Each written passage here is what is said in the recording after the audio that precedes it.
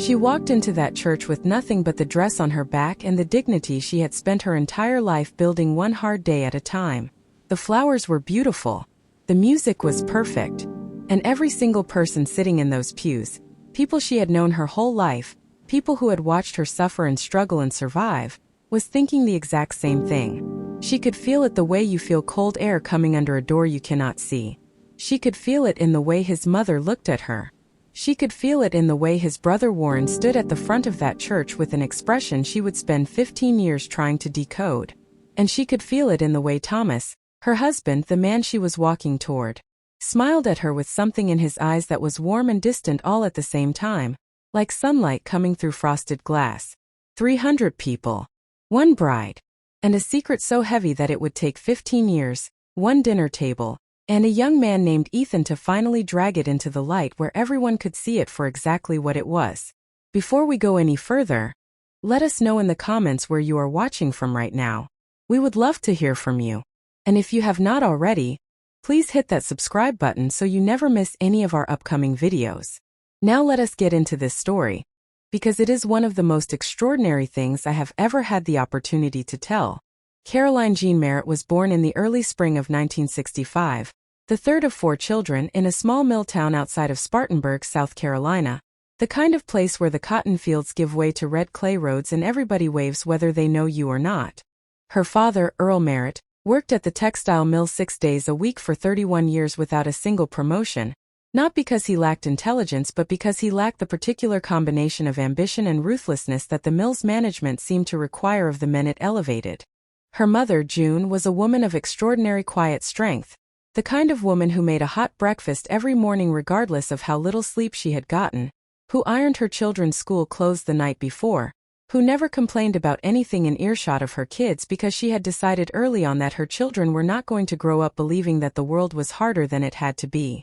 Caroline grew up understanding, from watching both of her parents, that life rewarded the people who showed up completely, who did the work without waiting to be asked, who kept their word even when keeping it was inconvenient, who treated every person they encountered as someone worth treating well. It was not a philosophy she had been taught formally. It was something she had absorbed through proximity to 2 people who lived it every day without ever naming it. She was a strong student, not in the flashy way of students who coast on natural talent, but in the steady, committed way of someone who understands that education is not something that happens to you but something you have to go after deliberately. She wanted to be a nurse. She had wanted it since she was 12 years old, and her younger brother Danny had been hospitalized for 3 weeks with a severe respiratory infection, and she had watched the nurses move through that hospital ward with a competence and a compassion that struck her as the most useful combination of qualities a human being could possess. She volunteered at the county hospital on Saturday mornings through high school. She took every science class her small school offered. She applied to nursing programs and received an acceptance letter from the community college's licensed practical nursing program, and she was, in the summer of 1983, precisely 18 years old and standing at the edge of the future she had planned for herself with enormous care. And then Earl Merritt had a heart attack on a Thursday afternoon in July, collapsing in the break room at the mill with his lunch still in his hand, and everything Caroline had planned dissolved into the immediate, overwhelming reality of a family that needed her more than any future she had imagined for herself. Earl survived. But he did not recover fully. The heart attack left him with a damaged valve and a doctor's order to stop working the mill floor immediately, and the disability payments that replaced his salary covered roughly 60% of what the family had been living on. Caroline's older siblings had already left home. Her brother Ray was married and in Georgia. Her sister Patricia was in Charlotte working at a bank. The only person still at home besides Earl and June was Danny, who was 15 and still in school. Caroline was 18 years old, freshly graduated from high school, holding a nursing school acceptance letter she could no longer afford to act on, and she made the decision that people like Caroline always make in situations like this, the same decision her mother would have made, the same decision that costs the most and is made with the least deliberation because there is simply no alternative that feels like something a decent person could live with. She stayed. She deferred her nursing school enrollment and she got a job as a receptionist at a doctor's office in town, which paid steadily and came with the secondary benefit of allowing her to absorb, over the years, a great deal of practical medical knowledge that she filed away with the same careful attention she applied to everything. She took a second job 3 evenings a week at the diner on Route 9, and she gave the majority of what she earned to the household, and she told herself that this was temporary, that she would find her way back to nursing school once things stabilized, and she believed it for a while with the kind of faith that only people in their late teens are capable of sustaining against significant evidence to the contrary. She was 22 when she met Thomas Calloway. It was the summer of 1987, at a 4th of July cookout hosted by her friend Brenda's family at their property on the lake just outside of town. Brenda had been Caroline's closest friend since the 7th grade. The kind of friend who knows everything about you, and loves you specifically because of it rather than in spite of it. Brenda had been trying for months to get Caroline out of the house, away from the doctor's office and the diner and the quiet management of her family's reduced circumstances, into some version of the world where a 22-year-old woman was supposed to occasionally exist. Caroline had been resisting with the polite, immovable consistency of someone who has convinced herself that wanting things for herself is a luxury she cannot currently afford. But she went to the 4th of July cookout, and Thomas Calloway was there. Thomas was 30 years old at that point, which made him 8 years older than Caroline, and he had a quality that was immediately apparent to everyone in any room he entered, a settled, unhurried confidence, the kind that does not announce itself but simply occupies space in a way that is difficult to ignore. He was the kind of man that other men respected and women found reassuring, which are two different things that do not always live in the same person but lived unmistakably in Thomas. He owned a construction and land development business that his father had started, and that Thomas had grown substantially since taking it over 4 years earlier. He drove a clean truck and wore pressed shirts even to cookouts and held the door for people without making a performance of it. Brenda grabbed Caroline's arm the moment she saw him across the lawn and said, with the urgency of someone delivering critical information, "Do not move. I am going to introduce you to someone." Thomas Calloway also came with a complication, and this is the part of the story where the first layer of what would eventually become a very complicated truth begins to make itself visible, though nobody standing at that 4th of July cookout could have known it yet. He had a 6-year-old son named Ethan. The boy's mother, Thomas's ex-wife, a woman named Renee, had left when Ethan was 3 years old. The details of that departure were something Thomas did not discuss in public and that his family, particularly his mother Virginia, had collectively decided to treat as a closed subject, one of those family matters that gets folded up neatly and stored where guests cannot see it. What was known, in the general way that things are known in small communities, was that the marriage had been troubled and that Renee had eventually stopped being willing to be troubled by it and had left, not just Thomas but Ethan as well, which was the part that nobody in the Calloway family could bring themselves to discuss directly because there was no framework in their world for a mother simply leaving her child. Ethan had grown up in the 3 years since with a quiet that was too complete for a 6-year-old, a self-contained watchfulness that people who knew what to look for would recognize as the specific internal adjustment of a child who has learned that the people you depend on most are capable of disappearing without explanation. Caroline met Ethan for the first time 3 weeks after the cookout, at a Saturday afternoon at the small park near Thomas's house, where Thomas had brought him with the careful naturalness of a man who is introducing two important things in his life to each other, and is trying not to make it feel like an occasion. Ethan sat on the swing and looked at Caroline with dark, serious eyes and did not say much for the first 20 minutes. And then, apparently having completed whatever internal assessment he was conducting, he asked her if she could push him higher. She pushed him higher. He told her his sneakers were blue because blue was the fastest color. She told him she had always suspected as much. And something between them began in that moment. Something quiet and real and entirely its own, independent of whatever was or was not happening between Caroline and Thomas, a relationship that would, over the next 15 years, become the most consequential one in the entire story. Thomas and Caroline dated for 7 months. He was attentive without being suffocating, generous without being showy, consistent in a way that Caroline, who had been living for 4 years in the particular exhaustion of a person carrying obligations larger than themselves, found almost physically relieving. He came to dinner at her parents' house and helped Earl onto the back porch after the meal and sat with him for an hour talking about baseball and the way the county had changed since they were boys, and Earl Merritt, a man of few words and careful judgments, told Caroline afterward that he liked him. June was more reserved in her assessment, the way mothers of daughters often are, watching for things that require more time to become visible. But she was not unfriendly. And when Thomas proposed to Caroline on a February evening in 1988. In the front room of her parents' house with a ring that was modest and genuine, June Merritt sat in the kitchen and cried quietly in the way that mothers cry when their children are choosing the next chapter of their lives and the chapter looks, from the outside, like something hopeful. Caroline said yes. She said it without hesitation, which was, she would later reflect, both entirely sincere and not quite as fully informed as she would have wanted it to be. Because there was something happening in the months before Thomas proposed that Caroline did not know about. Something that had nothing to do with love and everything to do with a man named Harold Fitch and a debt that had been accumulating interest for 3 years. Here is where the story goes underneath itself and you have to pay close attention. In 1985, 2 years before Thomas met Caroline and 2 years before Thomas's divorce from Renee was finalized, Thomas Calloway had made a business decision that made excellent sense on paper and catastrophic sense in reality. He had borrowed a substantial amount of money from Harold Fitch, a man in his mid-50s who operated a private lending business out of an office above his insurance agency on the main street of a neighboring town, and who had a reputation, among the people who knew him well enough to have a reputation-based opinion, as someone whose patience had a very specific limit, and whose memory for financial obligations was essentially perfect.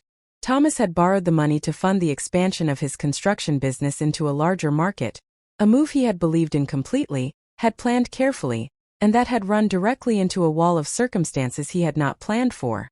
A major municipal contract falling through at the last moment, a key subcontractor going bankrupt, and a 9-month stretch of economic slowdown in the region that compressed profit margins in construction to the point of meaninglessness. Thomas had not lost everything. But he had lost enough that repaying Harold Fitch on the original schedule had become impossible, and Harold Fitch was not a man who made accommodations for impossibility. The pressure Harold applied was not dramatic. Men like Harold Fitch rarely needed drama, because the alternative, quiet, persistent, community-wide erosion of a man's business reputation through conversations Harold happened to have with bankers and county officials and the people who awarded contracts was so much more effective. Thomas was 30 years old, recently divorced, raising a 3-year-old son, and watching the business his father had built begin to contract under pressure that he could not address through work alone because the work was not the problem. The problem was Harold Fitch and a debt and the particular vulnerability of a man whose reputation is his most important business asset. Warren Calloway was Thomas's older brother by 4 years, and he was, in the way of certain older brothers, a man who believed deeply in pragmatic solutions to complicated problems and was not overly concerned with the finer moral architecture of those solutions as long as they achieved the intended result. Warren sat across from Thomas in Thomas's kitchen one evening in the late fall of 1987, shortly after Thomas had introduced Caroline at the 4th of July cookout and shortly after it had become apparent to Warren that Thomas was genuinely interested in pursuing something serious with this woman, and Warren had laid out what he considered to be an analysis of the situation. He said that Thomas needed to stabilize his reputation and that reputation in their community was a social contract as much as a business one, and that nothing stabilized a man's social standing in a small southern community faster or more completely than the right marriage to the right woman. He said that Caroline Merritt was, by every account he had heard, a woman of impeccable character. Everyone who knew her spoke of her with genuine respect. She had sacrificed years of her own life to care for her family. She was known for her honesty and her reliability and the particular kind of dignity that people in their community recognized and valued.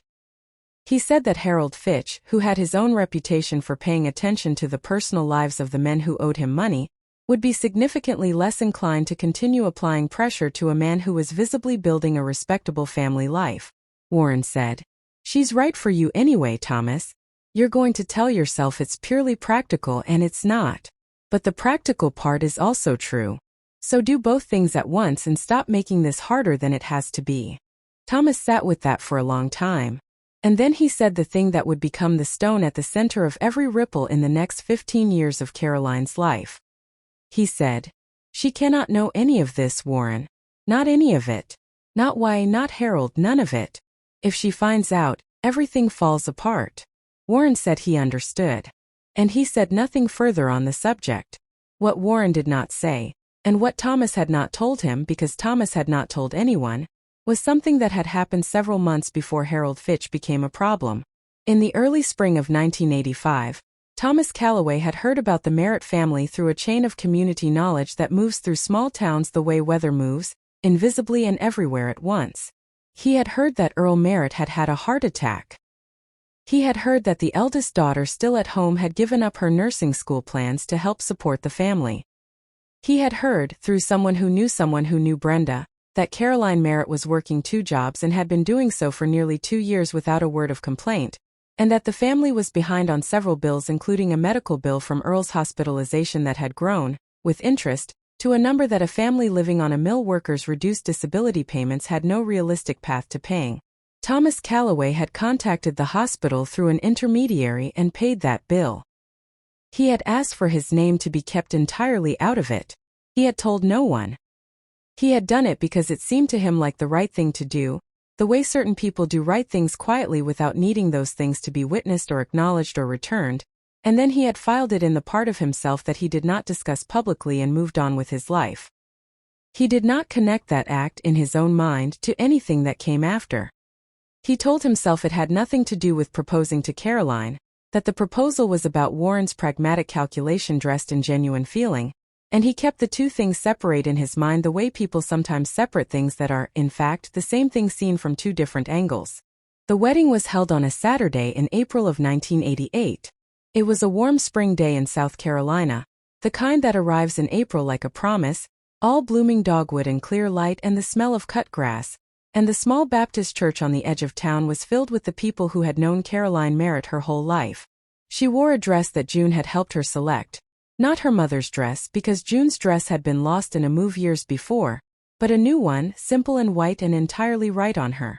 She carried a small bouquet of white roses and pink sweet peas that Brenda had put together the morning of the wedding, and she walked down the aisle without her father.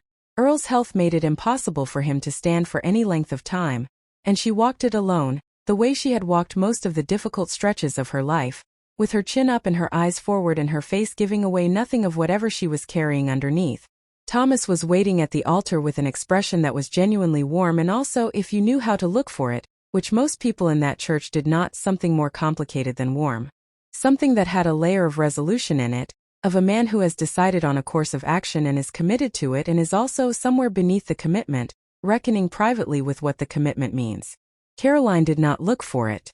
She was 23 years old and she was getting married on a beautiful April morning and she wanted, more than she had let herself want anything in several years, for this to be what it looked like. So she let it be what it looked like. And she walked toward Thomas and she said her vows, and she meant every word she said. And the reception afterward was full of music and food and the particular warmth of a community gathering to celebrate one of its own. And if there were whispers, and there were whispers, Caroline did not hear them clearly enough to understand what they were saying, and she told herself later that she had simply not heard them at all. But she had heard them. She told Brenda, 20 years after the fact, that she had heard the specific tone of the whispering even if she had not caught the words. She said it was the sound of a room that was not completely celebrating. The sound of people who were glad for the occasion but qualified in their gladness, who were watching with a certain protective concern rather than simple joy. She said it felt, walking through that reception in her wedding dress, like being the subject of a conversation she had not been invited to, and was not being given the chance to participate in. And she said that she told herself, firmly and with the full force of the practical optimism that had carried her through the hardest years of her life, that she was imagining it. That it was wedding day nerves, or the particular self-consciousness of someone who has spent years being the person others worry about, and has not yet fully adjusted to being in a situation where the worrying might be allowed to stop. She told herself Thomas loved her. She told herself this was real.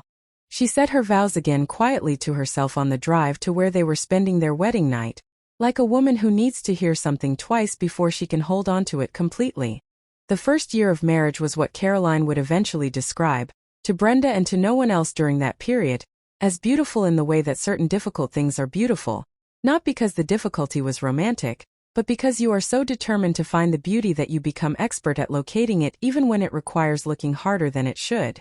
Thomas was not a bad husband. That needs to be said with precision, because the word bad suggests a clarity that was entirely absent from the reality of living with Thomas Calloway in those early years. He was present. He was financially responsible in ways that made a genuine material difference to Caroline's life and to her family's life.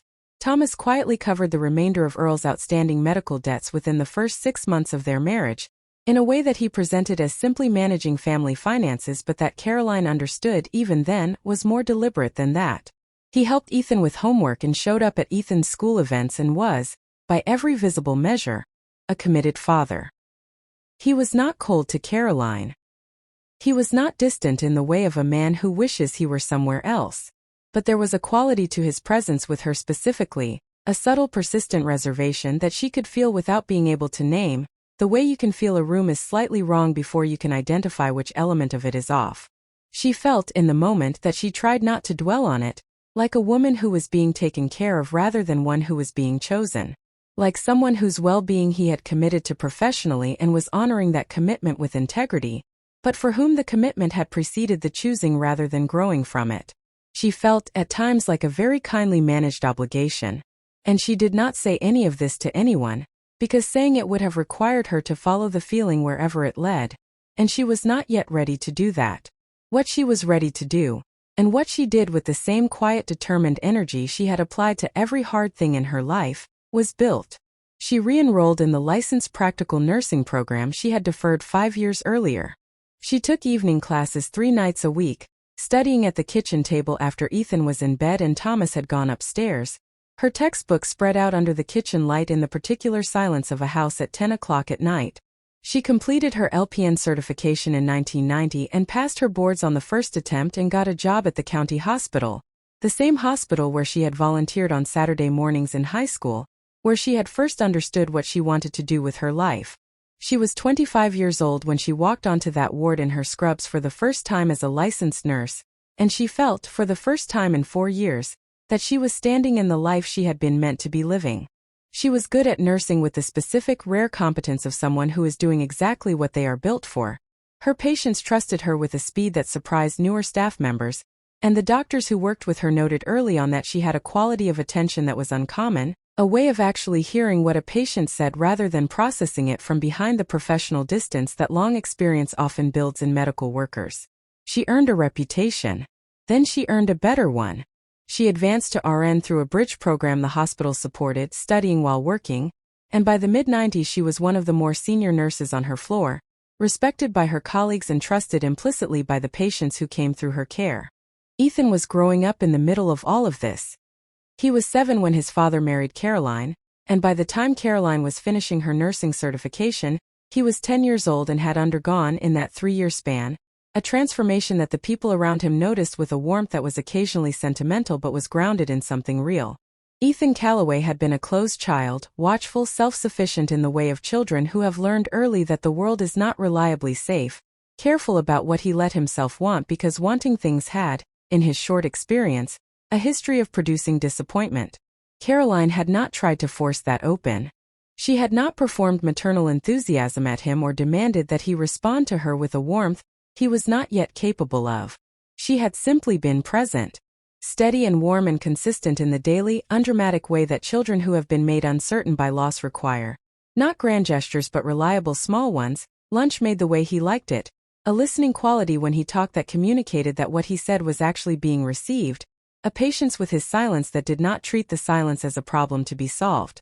And Ethan, who was a child of considerable intelligence and a heart that was much larger than he yet knew how to express, had begun to trust her. Slowly, then less slowly, then with the full and complete trust of a child who has found someone safe and is not going to let that go. By the time he was 10 years old, Ethan Calloway called Caroline Mom. Not because Thomas had told him to, not because anyone had suggested it, but because she was. Because that was the word that fit what she was to him. And children who are paying attention eventually use the right word regardless of what the adults around them have decided the official terminology should be. It was Brenda who first told Caroline directly. It was a Wednesday afternoon in the spring of 1991, 3 years into the marriage, over coffee at Brenda's kitchen table, and it was not a planned disclosure. It came out of a conversation that had been circling something for a while and finally landed on it. Brenda told Caroline that she had heard something. Not something new, something she had known for a while and had been struggling with keeping, struggling between loyalty to her friend and the particular kind of loyalty that sometimes conflicts with the first kind, the loyalty that says the person you love deserves to have all the information. Brenda said that the summer before the wedding, when Thomas had been courting Caroline and it had become apparent that the relationship was serious, she had been at a gathering and had ended up in a conversation with Warren Calloway's wife, Linda, who had had more wine than she intended and had said something in the particular unguarded way of people who are carrying something they are tired of carrying. Linda had said that Thomas was lucky to have found someone like Caroline. And then she had said, and Brenda was not sure how to say this but she was going to say it, that Warren felt it had come at the right time for Thomas, given the situation with Harold Fitch and the business. And Brenda had not fully understood what that meant, and Linda had seemed to realize she had said too much and had changed the subject immediately. And Brenda had filed it away and not known what to do with it and had told herself it was probably nothing and had believed that for 3 years and had now, sitting across from Caroline, decided she could not believe it any longer. Caroline did not react the way you might expect. She did not cry. She did not stand up or raise her voice. She sat at Brenda's kitchen table and she was very still for a long time, the way she was always still when she was thinking something through completely, and then she asked Brenda a series of specific questions in a quiet, precise voice. What exactly Linda had said, what Harold Fitch's business was, what Brenda understood about the timing, what else she knew or had heard. Brenda answered each question as fully and honestly as she could, and when they were done Caroline sat with all of it for another long moment. Then she said, "I need you to not say anything to anyone about this conversation." "Not yet." Brenda agreed. And Caroline drove home and made dinner and helped Ethan with his spelling words and watched the evening news next to Thomas on the couch, and she did not say anything. And the next morning she got up and went to work and took care of her patients with her full attention, which was the most Caroline thing she could possibly have done, to take the most destabilizing information of her adult life and absorb it overnight and show up completely the next morning, because showing up completely was the one thing Caroline Merritt had never once in her life failed to do. What she was doing in the quiet of her own mind was deciding, not what to do immediately, what to become. She made a decision in those early days after Brenda's kitchen table that she has described, in the years since, as the most important decision she ever made. She decided that she was going to build a version of her life so completely her own, so thoroughly grounded in her own competence and her own choices and her own irreplaceable presence in the lives of the people who genuinely needed her, that no revelation, however devastating, would be able to take the ground from under her feet. Thomas Calloway's family, Virginia in particular, his mother, a woman of 60 who had raised her sons with a specific set of standards about what family was supposed to look like and who was supposed to fit into it, had never been openly hostile to Caroline. Hostility would have been too visible, too easily named. Virginia Calloway operated in subtler territory. She was the kind of woman who could insert a diminishment into a compliment so smoothly that it took you until you were driving home afterward to identify exactly what had happened, and by then the opportunity to respond to it was long gone. She told Caroline at an Easter dinner 2 years into the marriage that it was remarkable how well she had adapted to Thomas's world, given how different her background was. She told her at a family Christmas gathering that it was so sweet how hard Caroline tried with the household, considering everything she had on her plate with her work schedule.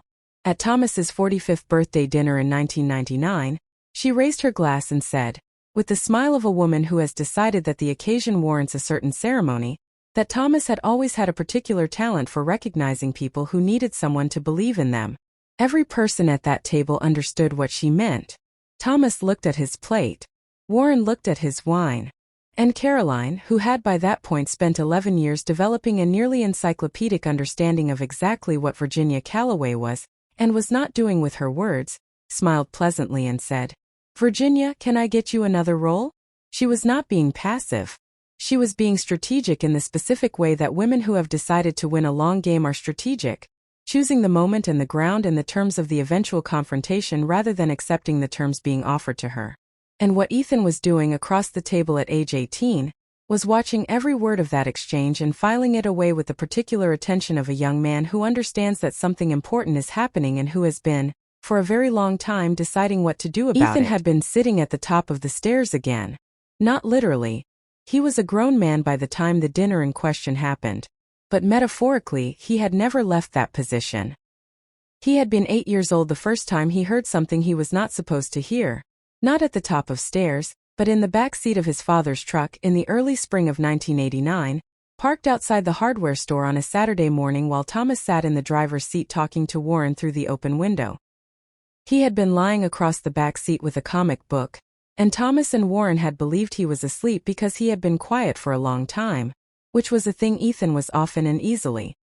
He heard Warren say, in the low deliberate voice of a man revisiting a completed arrangement, "Harold's completely off the table now, you know. It has been 2 years. The business is clean." And Thomas said, "I know." And Warren said, "So everything worked out."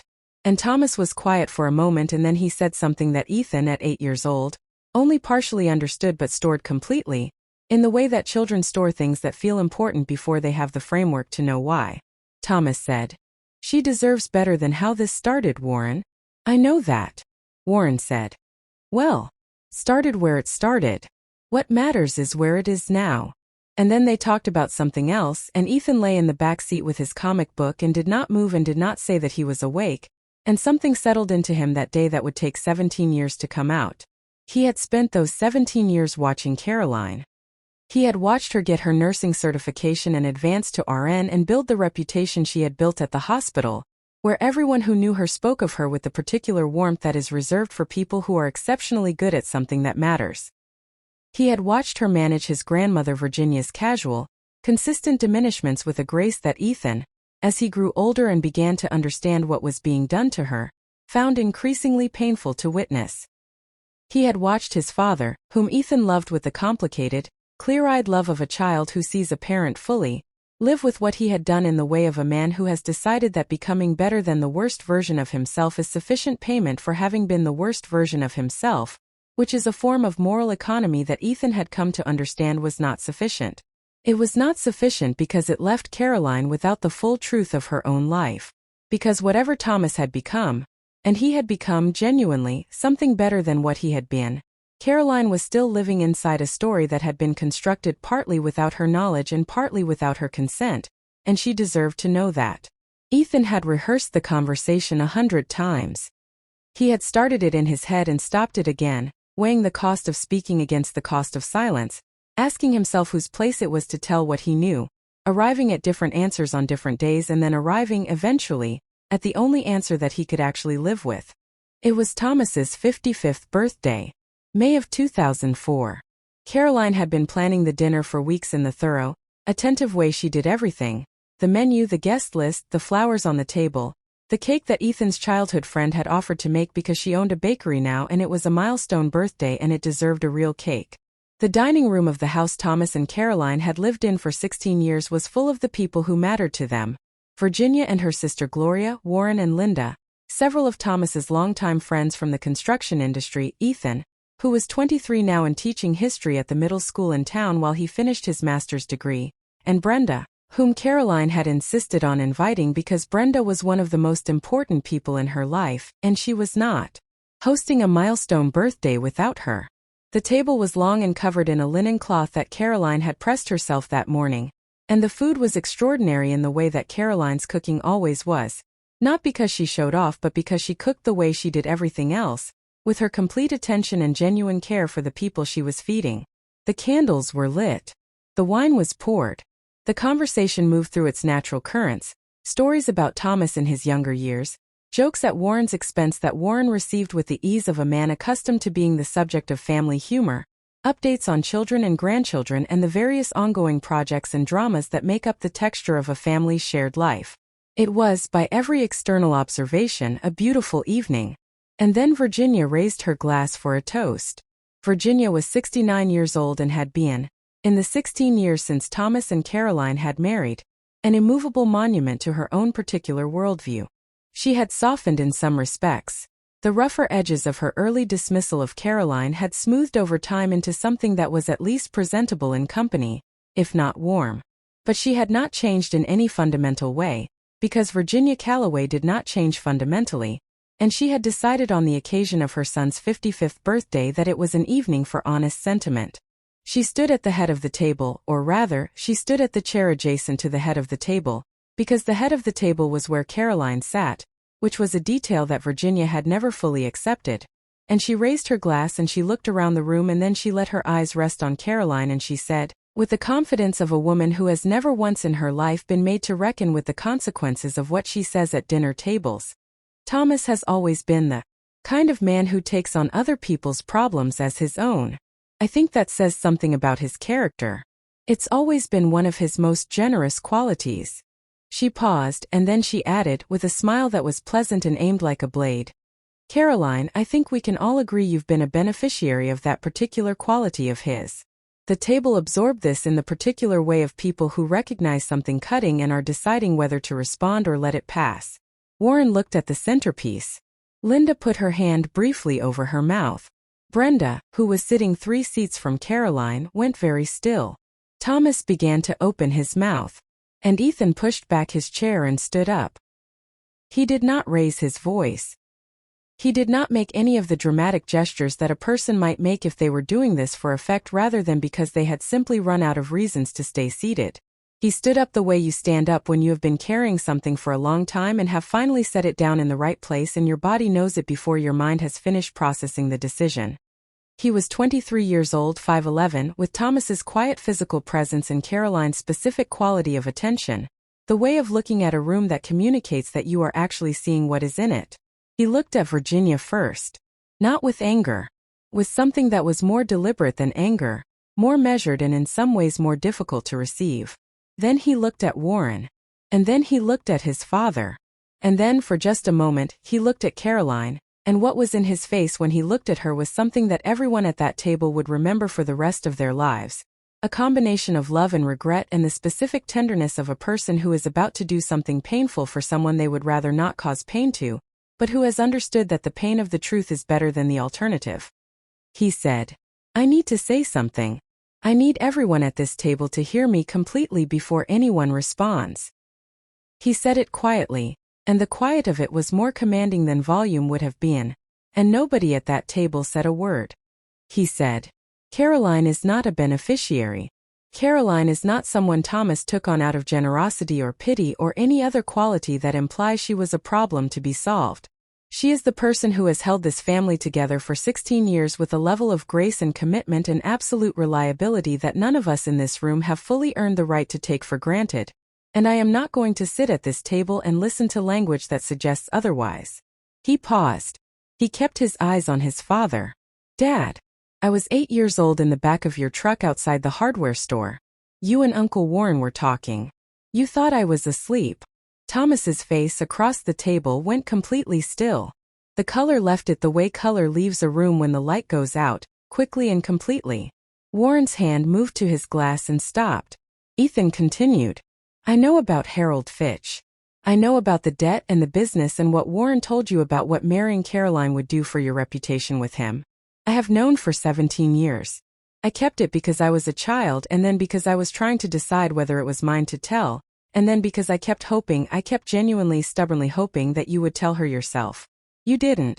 So I am asking you now, in front of everyone here who has ever whispered about Caroline or let her be made small in their presence without saying a word about it, to tell her the truth. The whole truth. Everything. Because she has spent 16 years in a marriage that she entered into without all the information she deserved, and that is not something you get to just move past without ever addressing it. She has earned the truth. You have run out of time to give it to her yourself.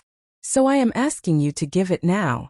Thomas Calloway sat at the head of his own birthday dinner table, and he was trembling. Not loudly. Not visibly to everyone in the room. But Caroline could see it.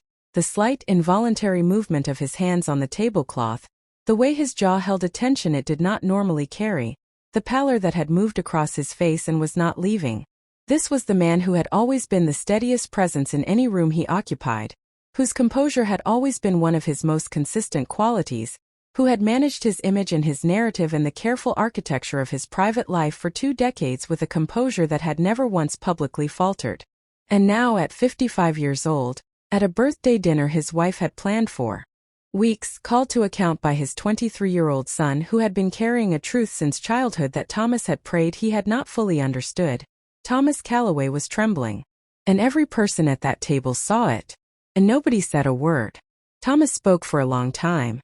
50 minutes by Brenda's quiet estimation. She mentioned it afterward. The way a person notes a detail that anchors a surreal experience in something measurable. He started at the beginning, the way people who have finally decided to stop managing a story and simply tell it tend to do. He went back further than anyone at that table had expected, further than the debt and Harold Fitch and Warren's kitchen table analysis. He went back to 1985. He went back to hearing about the Merritt family through the community network and the hospital bill and the anonymous payment, and he told it without ornamentation because ornamentation at this point would have been a form of the same dishonesty that had brought him here. He told Caroline about Harold Fitch and the borrowed money and the business failure and the way the debt had been leveraged against him. He told her about the conversation with Warren and what Warren had said about what the right marriage could do for a man standing with someone like Harold. He said the word calculated about his own proposal without flinching, because he had decided that the least thing he owed Caroline at this moment in this room was the unvarnished version of what it had been. And then he told her about the 18 months. About coming home to their house one evening during the first year of their marriage and finding her at the kitchen table with a medical textbook open and her study notes spread out around her, asleep with her head on her arm, a half-drunk cup of tea gone cold at her elbow, and he said, "I stood in the doorway and looked at you for a long time. And I understood something in that moment that I had not understood before, which is that you had never needed saving. You had never been the woman anyone needed to rescue. You were the most capable and complete person I had ever been in the same room with, and I had proposed to you with the private arrogance of a man who thought he was doing something generous, and standing in that doorway I understood how completely backward that was. And I knew I needed to tell you the truth. And I didn't. I told myself I would do it when things were better, more stable, more certain. And 16 years went by and things kept being what they were, and the right moment kept not arriving, and Ethan is right that I ran out of time to give it to you myself." He was not entirely composed by the end of it. His voice had the quality of something that has been held under pressure for a very long time and has finally been released, and the release was not clean. He did not weep. He was a man of sufficient self-possession that he was not going to weep at his own birthday dinner, even in these circumstances. But he was raw in a way that no one at that table had ever seen him, and in its way the rawness was more honest than tears would have been. Caroline did not respond immediately. She sat in the quiet of what Thomas had said for a long time, long enough that the room became aware of itself in the silence. The candles burning, the untouched glasses of wine, the faces of people who were deeply uncertain what they were supposed to be doing with their hands or their eyes. Then she stood up. She walked to the window on the far side of the dining room, the one that looked out over the backyard, over the garden she had planted 8 years earlier and tended every spring since, over the porch where she and Ethan had sat on summer evenings when he was a teenager and talked about his day in the easy, unforced way they had always talked, over the yard where Thomas had built a fire pit one autumn, and they had all sat around it until midnight telling stories and laughing until they were breathless. She stood at that window for a long time. And when she turned around, her face was the face of a woman who has just been handed an enormous and complicated thing, and is deciding in real time how to hold it. She looked at Ethan first. She said, "You have been carrying this since you were 8 years old. I want you to hear me say clearly that you did not deserve that weight, and that the fact that you found the courage to put it down in the right place means more to me than I have the right words for right now." Ethan, 23 years old and still standing, pressed his lips together and looked at the ceiling for a moment the way people do when they are trying to stay level. Then Caroline turned to Virginia.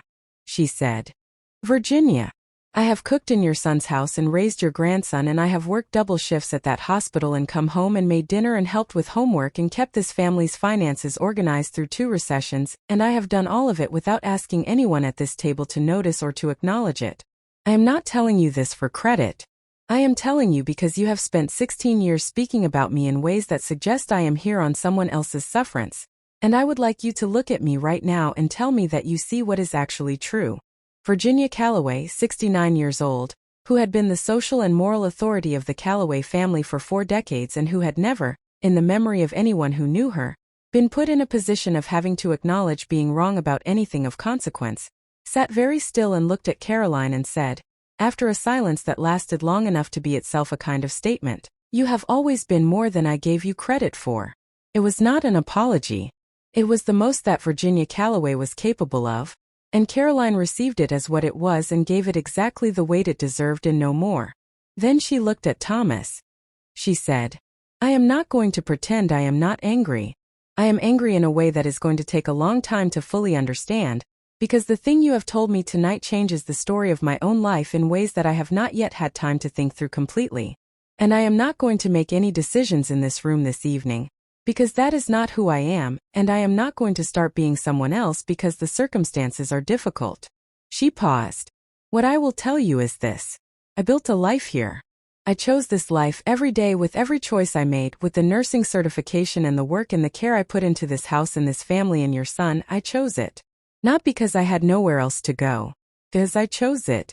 And the question I am going to need time to answer is whether what you have told me tonight changes what I chose, or whether it changes the terms under which I continue to choose it. And that is a question I am going to take the time I need to answer correctly, because I have never in my life made an important decision in haste, and I am not going to start tonight. She looked at the table. She looked at the people sitting around it, Brenda, who had tears running down her face and was making no effort to stop them, Warren, who was looking at the tablecloth with the expression of a man settling a very long account with himself, Linda, who was holding Warren's hand, the friends and family members who had come to a birthday dinner and found themselves inside something they had not anticipated. And Caroline said, I think we should all probably go home now. Thomas, I will talk to you when the guests have gone. Ethan, you are staying. She sat back down. And Thomas, after a moment, looked at his guests with an expression that said everything that needed saying, and the dinner was over. The weeks that followed were, by Caroline's own account, the most disorienting of her life. Not because she did not know who she was.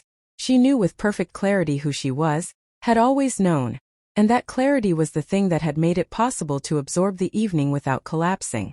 But because the knowledge she now held required her to reread 16 years of her own memory with new information, and that rereading produced different answers than the originals on almost every page. She went over conversations and moments and choices with the new context applied, the way you go back over a letter you misread the first time and find that the words are the same but the meaning has shifted entirely. She did not ask Thomas to leave. She did not leave herself. She told him in the conversation they had when the guests were gone and Ethan had fallen asleep on the couch in the living room like a man who has expended everything he had and needed to be horizontal, that she was not making any decisions yet, and that she needed him to give her the space and the honesty to reach whatever decision she reached in her own time and in her own way. Thomas agreed. He agreed with the totality of a man who understands that he is not in a position to negotiate terms. And Caroline went through those weeks doing her work with her full attention, which she always did, and which the people she worked with noticed and appreciated without fully understanding what it cost her, and thinking and sitting with Brenda on the phone in the evenings sometimes without saying very much, and spending a great deal of time with Ethan, who had taken a week off from school and had not entirely apologized for the dinner but had come very close, and to whom she said more than once, "You did the right thing. It was hard and it was costly and you did the right thing. That is what matters." She stayed. She has been clear in the years since that this was a decision she made rather than a default she fell into, and the distinction matters enormously to her. She chose to stay, she says, for 3 reasons. The first was Ethan, who was not her reason for the marriage but had become, over 20 years of daily choices about how to show up for him, the person she loved most completely in the world and whom she was not going to leave in the ambiguous position of having broken open his family and then watched it disintegrate. The second was the life she had built. Not Thomas's life, but her own, the nursing career and the community she had built in it and the house and the garden and the 16 years of daily choices that had made something real regardless of what the foundation had originally been built on. She was not willing to abandon what she had built because of what someone else had decided before she arrived. And the third reason was Thomas himself, which was the most complicated of the 3 and the one she took the longest to arrive at. She said to Brenda in the second month after the dinner, that she believed Thomas had spent 16 years trying to become worthy of a beginning he had not been honest about, and that whatever she thought about the rightness or wrongness of that approach, the becoming had been genuine. She had watched it. She had lived alongside it. She knew the difference between a man performing goodness and a man actually working at it, and Thomas had been working at it. She said, "He did not deserve me at the beginning, and I think he knows that, and I think he has been trying to earn it backward ever since. And whether you can earn something backward is a question I do not know the answer to. But I am going to find out. Not for him. For myself.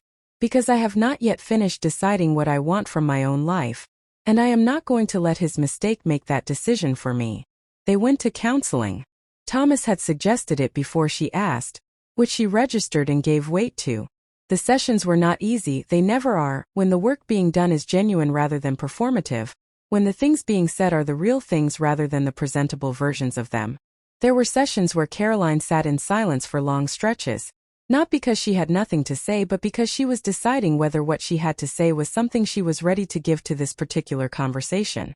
There were sessions where Thomas did the thing that is hardest for men of his particular formation, sat with his own failure without explaining it, without contextualizing it into something more forgivable, without performing remorse rather than actually feeling it. The therapist they worked with, a woman in her 50s named Dr. Harmon, who had a quality of presence that both Thomas and Caroline found at different times invaluable, said at their third session that what they were doing was not repairing a marriage. She said they were, if they chose to do it, building a different one in the same space. She said the marriage that had existed before the dinner was not recoverable, and that recovering it was not the point. She said, "The question is whether you can build something that is entirely honest from this point forward. And the answer to that question cannot be decided here. It has to be decided in the daily choices you make after you leave this room." Thomas and Caroline made those choices for 2 years with the deliberate, unglamorous consistency of people who have decided they are going to do something hard, and are doing it without waiting for it to feel easier. It did not get easy. It got real. Which is a different thing entirely and, in the long run, a better one. Caroline went back to school at 43 years old. She had always wanted to advance to a nurse practitioner, had deferred it through the years of building the life and raising Ethan and managing everything else that required managing, and in 2008 she enrolled in an NP program at the university in the next county and completed it while working, the way she had always done everything requiring effort fully and without complaint and on schedule. She graduated in 2011 and joined a family medicine practice where her combination of clinical competence and the particular human quality she had always brought to patient care made her one of the most sought-after providers in the practice within 3 years. She was not doing it to prove anything. She was doing it because it was what she had always wanted, and she had arrived at the point in her life where she had decided that what she had always wanted was something she was simply going to go and get, without waiting for the circumstances to be perfectly aligned or for anyone else's approval or for a moment that felt definitively right.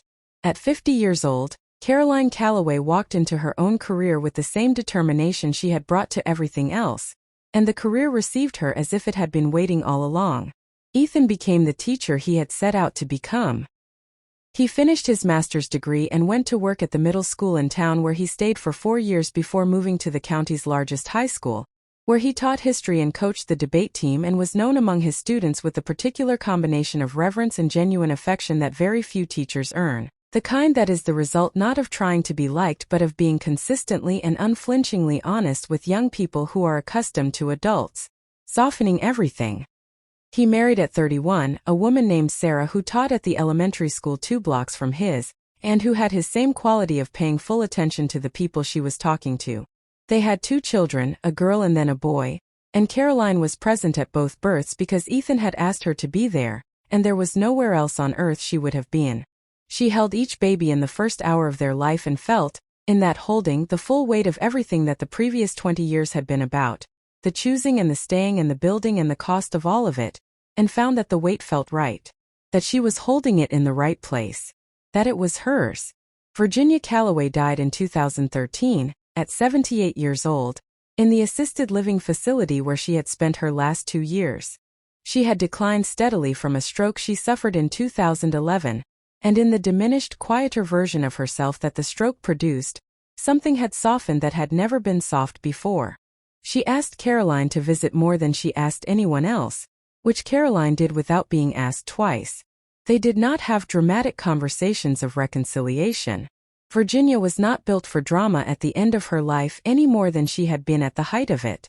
But she held Caroline's hand once near the end, for a long time without saying anything, and when she finally spoke she said, "You were always going to outlast all of it, weren't you?" And Caroline said, "I wasn't trying to outlast anything, Virginia. I was just trying to live." Virginia looked at her for a moment and then looked out the window and said very quietly, "That's probably what outlasting it looks like from the inside." She died 6 weeks later, with Thomas and Warren and Caroline in the room. Caroline held her hand at the end. She did it because it was the right thing to do, and because Caroline Merritt had been doing the right thing, quietly, continuously, without asking for recognition, since she was 18 years old and the knock came on the door that changed everything. That was who she was. It was always who she had been. Thomas and Caroline are still married.